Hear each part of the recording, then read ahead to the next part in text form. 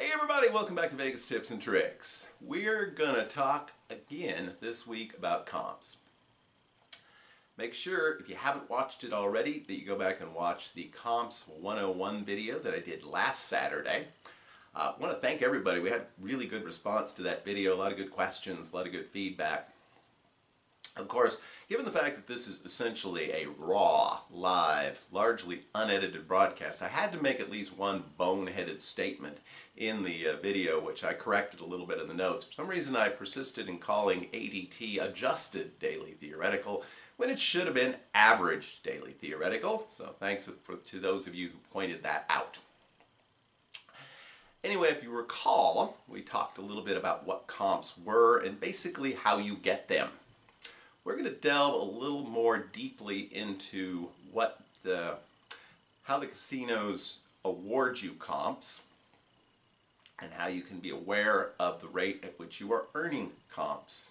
And of course, all of this presumes that you have, as I mentioned at least a half a dozen times last week, that you have joined the Players Club and you are always using your Players Club card when you gamble. I'm going to use the Caesars Reward Club, used to be called Total Rewards, from the Caesars Hotel Casino chain, as a way of illustrating the examples I'm going to talk about today. But keep in mind that pretty much any Players Club out there is going to have very similar features.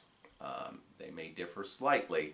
Certainly the level of play required to reach certain tiers is going to be different, the benefits of certain tiers is going to be different, and the rewards you get back for play are going to be different from place to place. But basically the overall framework is very similar from club to club. When you do put your Players Club card in the machine, frequently you'll be welcomed and you'll be told that you have earned so many points that day, or that you have so many points, or that you have so many dollars. And it can be a bit mystifying because it's like sometimes there are multiple numbers that are thrown at you and you're not quite sure what they mean. So we're going to differentiate first of all between what Caesars calls tier credits and what they call reward credits. And again, you sometimes get a different name assigned to these particular categories, but almost any Players Club that you have is going to have tier credits and reward credits, sometimes under a different name. As the name tier credit would suggest, these credits are used towards determining your tier within that particular Players Club. And again, almost all Players Club, I know for the longest time Wynn Encore did not, and I still do not think they do, but almost all Players Clubs have levels that you can reach if you play enough. And of course, everybody likes to flash a fancy card that says, I'm better than you. So the tier levels and the tier cards are designed to appeal to our vanity. But it's more than that. The tier points you earn come pretty close to actually measuring your level of play. There are some exceptions, but if there's anything that's going to sort of track your value to the casino or your ADT, it's going to be the tier credits that you receive. You may discover that you earn more tier credits playing certain kinds of machines, like a slot machine versus a video poker machine. In some cases, it's detailed down enough that particular machines will give you a certain number of tier credits, and it changes almost wherever you go. So again, you're going to get more tier credits if you're playing worse games because a player that's playing a game that returns less benefit to them and more to the casino is worth more to the casino.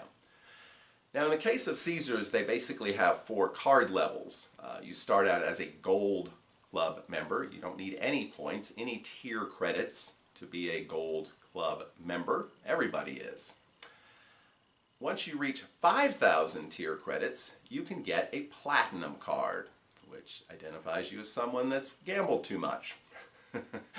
Well, maybe not. You may have just had a couple of really good days and you were able to earn a lot of tier credits, or maybe you go to the casino pretty frequently, don't spend a lot of money, but still over time you've earned enough tier credits.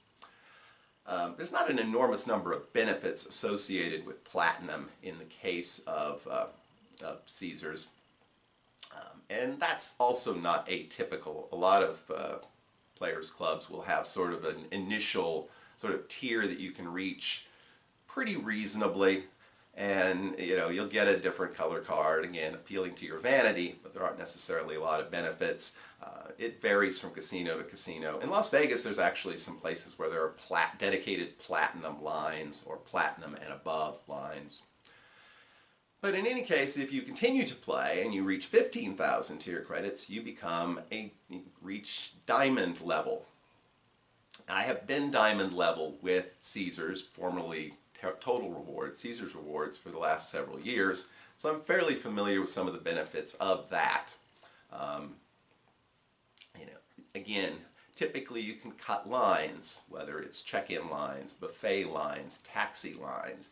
You have, in many cases, dedicated, facilities. In the case of Caesars, you have diamond lounges, which only members who are diamond level and above can use. You have separate check-in areas in some cases. There are discounts associated with diamond level.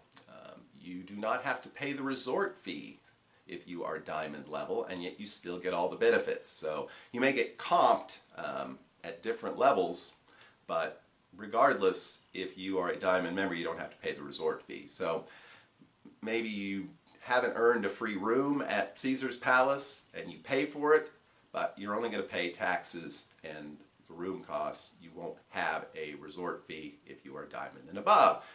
And there's also some other benefits. There's a one-time diamond celebration meal which you get. So there are a lot of perks. I mean, but again, we want to remind you that fundamentally what's going to affect your room offers is how much you value to the consumer that average daily theoretical. So if you earn platinum or diamond status by making a lot of casino visits over time, and you don't have a very high average daily theoretical, you may have a high tier, but you may still not get free rooms or as much free stuff as someone in a lower tier. So there is a final level with Caesars called 7 stars. That requires 175,000 tier credits. Kind of a big jump there. And you have to be invited to be a 7 stars member. Typically that just means, you can't be like kicked out of the casinos or be in debt to the casino. Otherwise, I think it's pretty much a formality. And they have even more benefits. There are like cruises and some free trips, different things like that. I'm not as familiar with 7 stars because I haven't been 7 stars and never will be 7 stars. But again, MGM, M Life has a very similar tiered system. You start out at a basic level. Your second tier, which doesn't provide a lot of benefits, is Pearl. Then I think you have Gold and Platinum and Noir. And again, at the highest level, it's a really high level of play. But at most levels, there are discounts of some kind. You may, in some cases, earn tier credits faster once you get to a second or third tier. You may get larger discounts. Your comps, your reward credits, which we're going to talk about next, may accumulate faster. All of those things are going to be similar across the different clubs. So we've talked about tier credits and a little bit about the benefits there. Let's talk briefly about reward credits, or at least that's what Caesars calls them. But everybody has them. If you sign into a machine, it may say you have $8.42 in comps. Well, hey, you have $8.42 in comps. You can either, most cases anymore, you can actually just take your card and your identification to the restaurant or something that you want to spend those on, and they will simply take it off the bill or apply it to the bill if it's not enough. In some cases, you might have to go to the Players Club booth and get some sort of a slip. That was more typical 5 or 10 years ago. A lot of it's been automated now to where you do not have to make that step. So, and again, there may be numerous numbers involved here. I know with MGM's M Life program at least at one time, you had both something they called quick rewards. I probably said that one wrong. That'll be my boneheaded mistake for the day, which was the amount of money that you could spend, basically in any of their restaurant outlets. And then they had an amount that would also tell you how much free play that you had. And again, you could just apply that yourself anytime you wanted to use it. So typically casinos are a little bit more generous in terms of sort of giving away these reward type credits or having multipliers. If you're in a casino and they say, hey, it's a 5 times multiplier today if you play the slot machines, well, you're going to get a multiplier on those reward type credits. You're not going to see your tiers multiply a great deal. Very infrequently will that happen. Now, harkening back just briefly to the tier credits, you can sometimes earn tier credits on things other than gambling. You can earn tier credits on your hotel spend in many cases, or even restaurant spend, depending upon the club. You have to ask about how you earn tier credits. And with Caesars, for example, if you earn a certain number of tier credits, you receive bonus tier credits on top of it. If you earn 1,000 tier credits in a day, they give you another 1,000. So again, and I know MGM is very generous in terms of giving you tier credits for the money you spend on hotel stays. So something to keep in mind. There is a little bit of overlap in terms of spending. It can go both ways. So that's reward credits. And again, typically you have access to your reward credits anytime you want to use them. Anytime you're in the casino and you can utilize them at the machines or in the restaurants. That's up to you when and where you want to do it. And those reward credits are part of the comps that you receive from that casino, but typically they're not all. In fact, they're in many cases a small part of the comps that you receive from that casino. There are 2 other kinds of comps which are worth talking about, at least briefly. One is called a front-end comp, and that is what you're offered. You might get a postcard and it says, come spend 3 nights in a luxury suite at our fabulous hotel.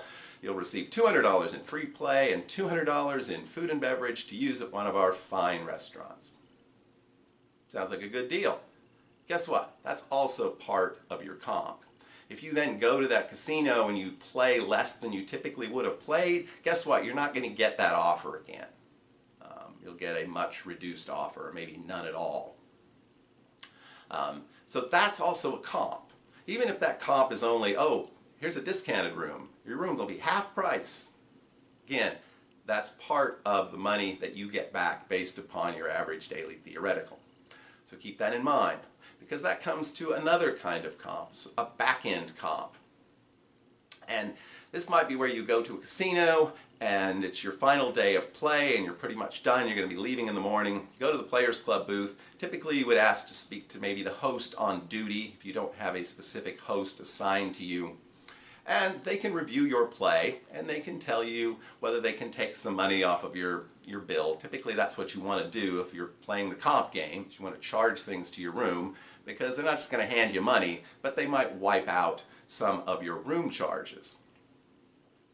The thing about back-end comps, in addition to the fact that asking for things like that makes some people uncomfortable, you shouldn't be.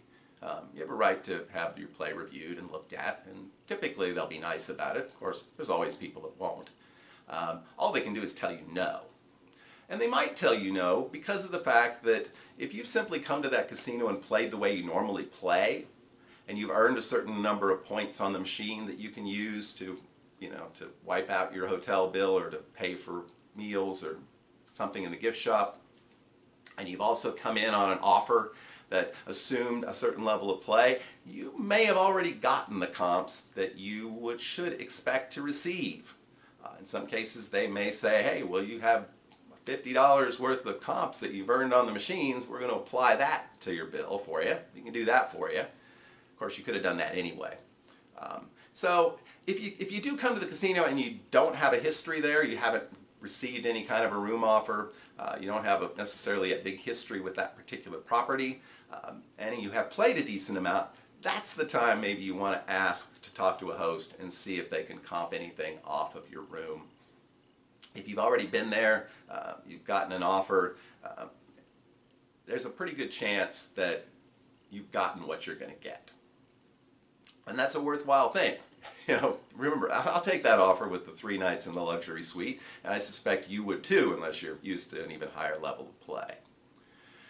So keep in mind that you can ask for comps, and but these folks to a large degree are accountable for what they give you, so they have some room to operate. Particularly if you're a particularly high level player, they have a lot of room. But if you're an average sort of medium to low roller, they've kind of got to stick to the rules in most cases, and they're going to look not just at what you've given to the casino, but what the casino has already given back to you. So keep that in mind. Wow, we've talked a lot about comps the last couple of weeks. I'm sure I've missed some things that I would have liked to have discussed, but I think we've covered the main things. Again, the main thing to take from today's show is the difference between tier credits and reward credits, how tier credits can enhance your experience by giving you some benefits, by allowing you to skip some lines that you might otherwise have to stand in, how you earn those tier credits, and some alternate ways you might earn them outside of gambling. And finally, with the reward credits, realizing that that's only a small portion of the comps that you should be able to get from that casino. You also have to take into account any offers that you received, and if it still doesn't seem like enough, hey, talk to one of the hosts and see if they can help you out. We haven't covered much about hosts. I have a sort of a host, but it's kind of a glorified person that has my name. Just keep in mind that if the casino thinks you need a host, they'll let you know. Anyway, I hope this has been a helpful series. I know we've talked a lot and maybe too long, and this is probably a long episode again, but I hope that we've given you some insight into this topic. Thanks again so much for watching. We really appreciate it. We did hit the 600 subscriber mark and moving on up this week, so thanks for that. And we will talk to you again next week. Until then, have a great and lucky week, and we will see you soon.